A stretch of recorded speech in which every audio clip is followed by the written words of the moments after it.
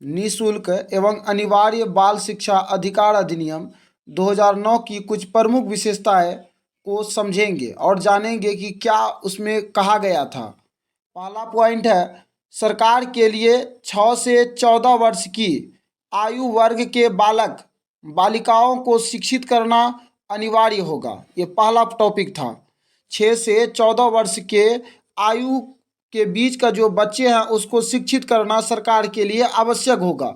दूसरा, सभी राज्य सरकारों और स्थानीय निकायों के लिए यह अनिवार्य होगा कि उस क्षेत्र विशेष के सभी बालकों को विद्यालय भेजें।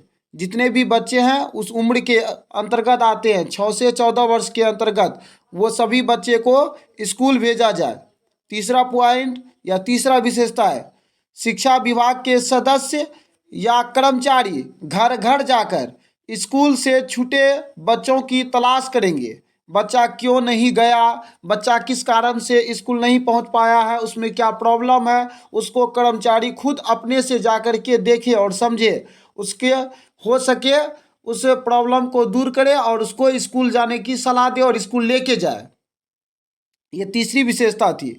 चौथी विशेषता, अभिभावकों को भी यह जिम्मेदारी होगी कि बच्चों को विद्यालय भेजे। बच्चों के जो अभिभावक अर्थात माता पिता या बड़े भाई वो जो होते हैं उसको भी यह जिम्मेवारी है कि बच्चे को स्कूल भेजे और बच्चे को स्कूल भेजने के लिए प्रेरित करे, बच्चों को जाने के लिए उसको मोटिव करे। नेक्स्ट, बालकों को अनुत्तीर्ण नहीं किया जाए।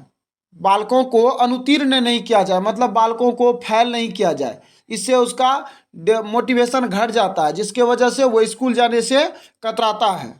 नेक्स्ट, कोई भी विद्यालय बच्चों को प्रवेश देने से इनकार नहीं कर सकेगा। कोई भी विद्यालय बच्चों को प्रवेश देने से इनकार नहीं कर सकता। जहाँ भी वो एडमिशन लेना चाहेगा वो ले सकता है।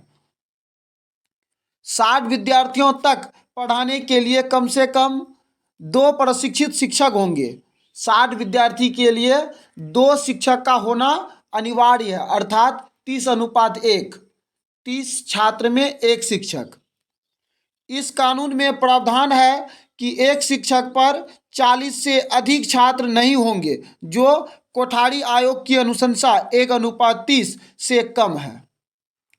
विकलांग मंदबुद्धि बच्चों के लिए प्रशिक्षित शिक्षकों की व्यवस्था होगी।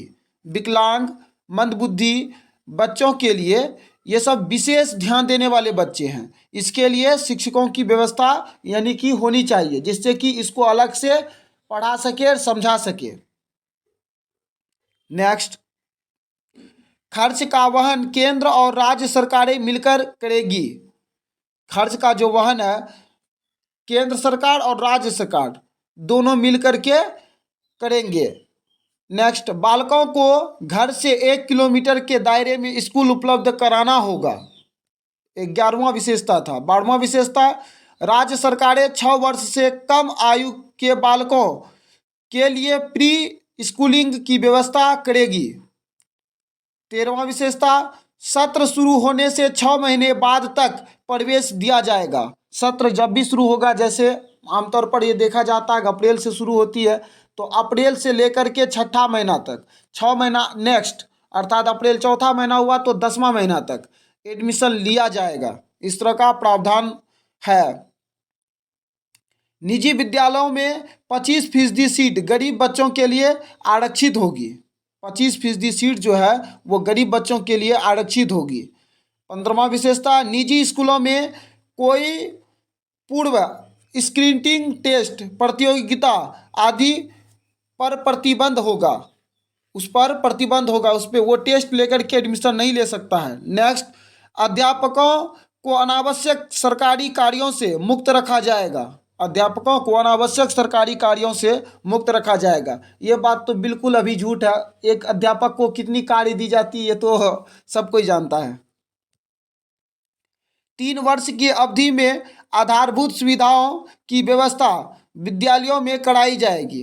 3 वर्ष की अवधि में आधारभूत सुविधाओं की व्यवस्था विद्यालयों में कराई जाएगी मतलब विद्यालय को जिसकी भी जरूरत होगी उसको दी जाएगी। 18वां विशेषता, बच्चों का स्कूल फीस, यूनिफॉर्म, किताबों, परिवहन, मध्याह्न जैसी व्यवस्थाओं पर खर्च भी शून्य होगा, मतलब बच्चे को नहीं लगेगा। ये थी अधिनियम की विशेषता है, अर्थात निःशुल्क एवं अनिवार्य बाल शिक्षा अधिकार अधिनियम 2009 की कुछ प्रमुख विशेषताएं। आप लोगों को ये वीडियो अच्छा लगा तो लाइक, सब्सक्राइब और अधिक से अधिक शेयर जरूर करें। धन्यवाद।